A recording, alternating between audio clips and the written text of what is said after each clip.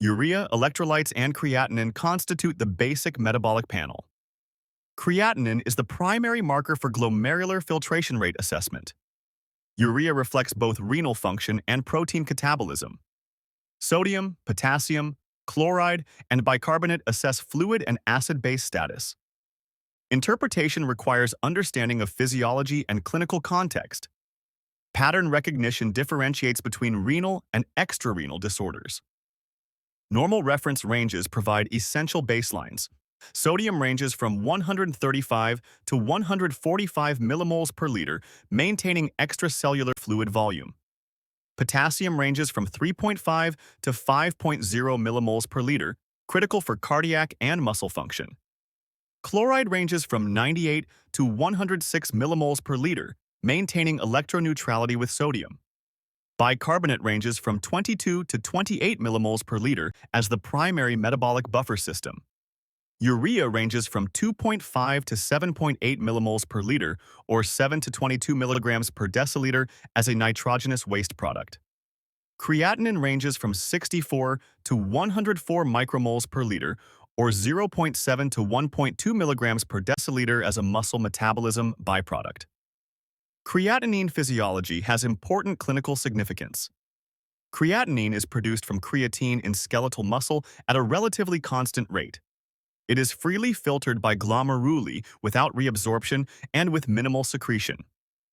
Serum creatinine levels inversely correlate with glomerular filtration rate. Limitations include effects from muscle mass, age, gender, and dietary meat intake. Estimated glomerular filtration rate is calculated using validated equations. Acute kidney injury is defined by creatinine rise above 0.3 milligrams per deciliter, or 1.5 times baseline. Urea physiology involves multiple clinical factors. Urea is formed in the liver from protein and amino acid breakdown. It is freely filtered by glomeruli with 40 to 50% reabsorption in renal tubules. Urea levels are influenced by dietary protein, catabolic states, and gastrointestinal bleeding. The urea to creatinine ratio helps differentiate pre-renal from intrinsic renal disease. Increased urea disproportionate to creatinine suggests a pre-renal state. Decreased urea may indicate liver disease or low protein intake. Systematic approach begins with assessing kidney function. Calculate estimated glomerular filtration rate using the Chronic Kidney Disease Epidemiology Collaboration Formula. Stage chronic kidney disease based on estimated glomerular filtration rate. Determine if acute kidney injury exists using creatinine changes. Calculate urea to creatinine ratio for pattern differentiation. Normal ratio is approximately 40 to 1, with both in milligrams per deciliter units. Elevated ratio above 40 to 1 suggests pre-renal or extrarenal factors. Step 2 involves evaluating sodium disorders. Hyponatremia means sodium below 135 millimoles per liter, requiring volume status assessment first. Hypovolemic causes include dehydration, vomiting, diarrhea, diuretics, and Addison's disease. Euvolemic causes include syndrome of inappropriate antidiuretic hormone secretion, hypothyroidism, and medications. Hypervolemic causes include heart failure, cirrhosis, and nephrotic syndrome. Hypernatremia means sodium above 145 millimoles per liter, indicating water deficit relative to sodium. Causes include diabetes insipidus, osmotic diuresis, and inadequate water intake. Step 3 evaluates potassium disorders. Hypokalemia means potassium below 3.5 millimoles per liter, requiring assessment of urinary potassium excretion. Urine potassium below 20 millimoles per liter suggests extra-renal losses. Urine potassium above 20 millimoles per liter suggests renal losses. Associated acid-base disorders guide differential diagnosis. Hyperkalemia means potassium above 5.0 millimoles per liter, requiring immediate electrocardiogram assessment.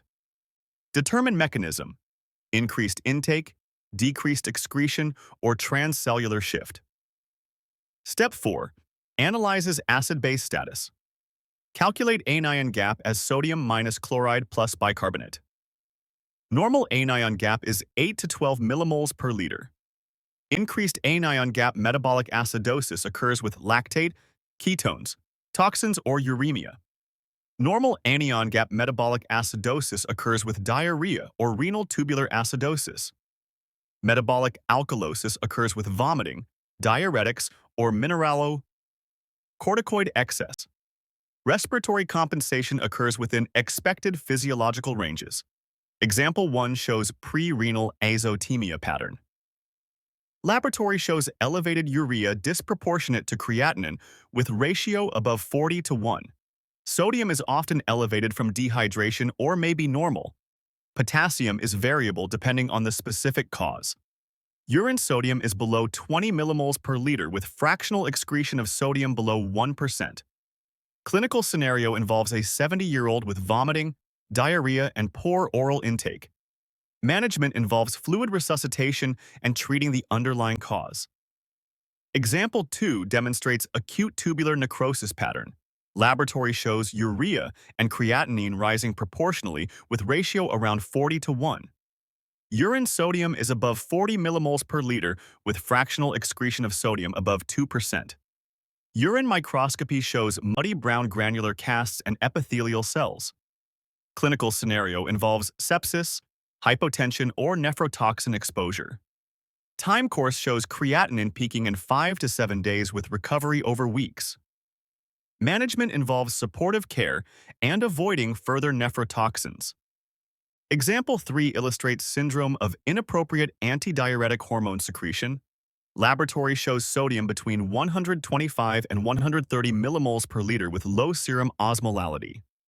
Urine osmolality is above 100 milliosmoles per kilogram with urine sodium above 40 millimoles per liter. Clinical presentation involves a euvolemic patient with nausea, headache, and confusion. Causes include malignancy, central nervous system disorders, pulmonary diseases, and drugs. Treatment involves fluid restriction, dimeclocycline, or vasopressin receptor antagonists. Correction must be slow to avoid osmotic demyelination syndrome. Example 4 shows diabetic ketoacidosis pattern. Laboratory shows glucose above 250 milligrams per deciliter with bicarbonate below 18 millimoles per liter. Anion gap is above 12 millimoles per liter with potassium often normal or high initially. Sodium may be factitiously low due to hyperglycemia-induced osmotic shift. Creatinine may be elevated from dehydration and pre-renal state. Clinical presentation includes polyuria, polydipsia, nausea, and abdominal pain. Treatment involves insulin, fluids, electrolyte replacement, and close monitoring. Example 5 demonstrates hyperaldosteronism pattern. Laboratory shows hypokalemia with metabolic alkalosis. Urine potassium is above 30 millimoles per liter despite systemic hypokalemia. Sodium is typically normal or mildly elevated. Blood pressure is often elevated. Screening shows increased plasma aldosterone to renin ratio. Confirmatory testing includes saline suppression test or captopril challenge test. Example 6 shows chronic kidney disease progression pattern. Laboratory shows gradually rising creatinine with decreased estimated glomerular filtration rate. Electrolyte abnormalities include hyperkalemia and metabolic acidosis commonly. Anemia, hyperphosphatemia, and hypocalcemia occur in advanced stages. Clinical context involves long-standing diabetes, hypertension, or glomerular diseases. Monitoring requires regular creatinine, electrolyte, and urinalysis assessment. Management involves blood pressure control and renin-angiotensin system blockade. Example 7 illustrates dehydration in an elderly patient. Laboratory shows sodium 148 millimoles per liter with urea 15 millimoles per liter. Creatinine is 150 micromoles per liter with baseline 90 showing high urea to creatinine ratio. Potassium is 3.2 millimoles per liter from poor intake and mild renal losses. Urine is concentrated with high osmolality and low sodium content. Clinical context involves reduced oral intake, diuretic use, and hot weather exposure. Management involves controlled rehydration and electrolyte replacement. Example 8 demonstrates drug-induced electrolyte disturbance. Thiazide diuretics cause hypokalemia, hyponatremia, and metabolic alkalosis. Angiotensin-converting enzyme inhibitors cause hyperkalemia and slight creatinine rise. Non-steroidal anti-inflammatory drugs decrease glomerular filtration rate, causing sodium retention and hyperkalemia. Aminoglycosides cause non-oliguric acute kidney injury. Lithium causes nephrogenic diabetes insipidus and chronic kidney disease. Chemotherapy can cause tumor lysis syndrome with hyperkalemia and hyperphosphatemia. Urea to creatinine ratio interpretation follows specific guidelines. Normal ratio is 40:1, with urea and creatinine in milligrams per deciliter. Increased ratio above 40:1 suggests pre-renal azotemia, gastrointestinal bleeding, or high protein intake. Decreased ratio below 20:1 suggests low protein intake, liver disease, or syndrome of inappropriate antidiuretic hormone secretion. Massive elevation suggests urinary tract obstruction or catabolic states. Serial monitoring shows trends more informative than single values. Always interpret in clinical context with other laboratory findings. Fractional excretion calculations enhance diagnostic accuracy.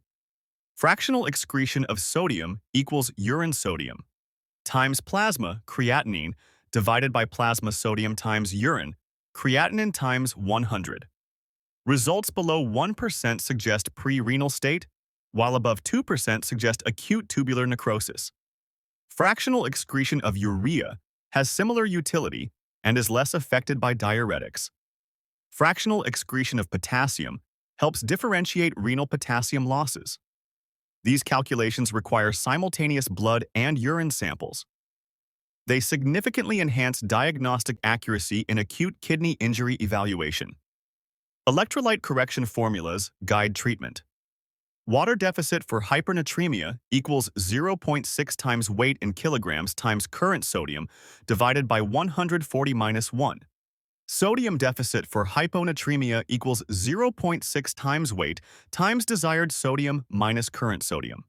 Potassium deficit is difficult to estimate, but generally totals 200 to 400 millimoles.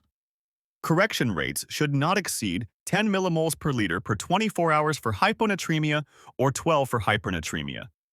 Monitoring requires frequent electrolyte measurements, especially during the first 24 hours. Adjustments are based on clinical response and serial measurements.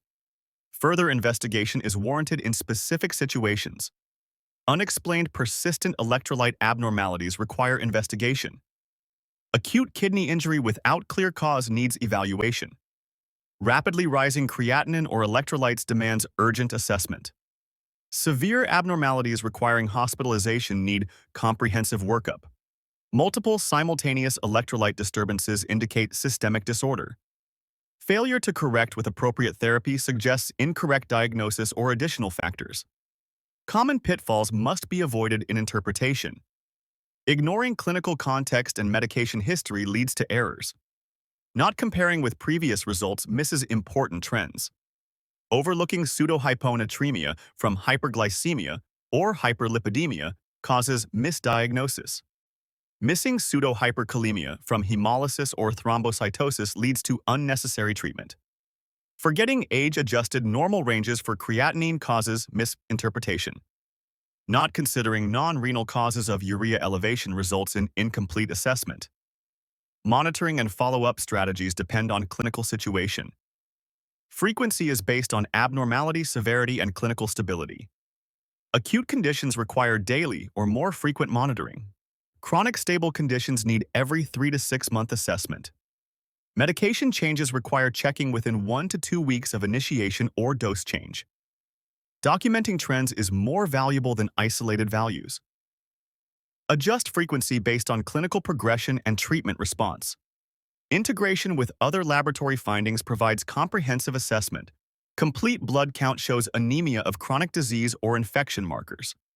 Liver function tests indicate hepatorenal syndrome or liver disease involvement. Urinalysis reveals proteinuria, hematuria, CATs, or specific gravity abnormalities. Arterial blood gas confirms acid-base status. Imaging with renal ultrasound evaluates obstruction, kidney size, and echogenicity. These provide context beyond the basic renal function panel. Key clinical pearls guide effective practice.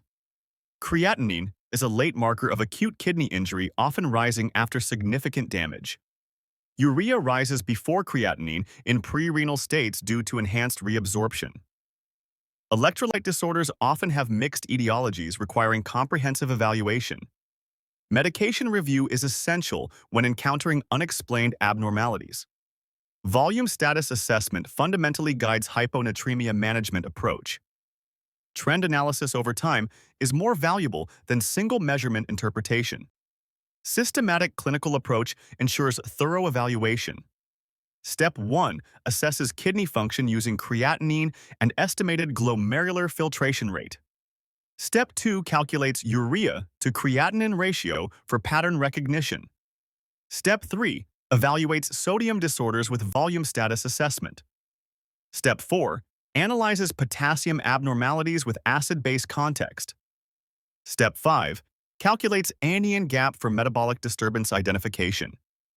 Step 6 integrates all findings with clinical picture and medication history. Thank you for watching. Don't forget to like, share, and subscribe. See you in the next one.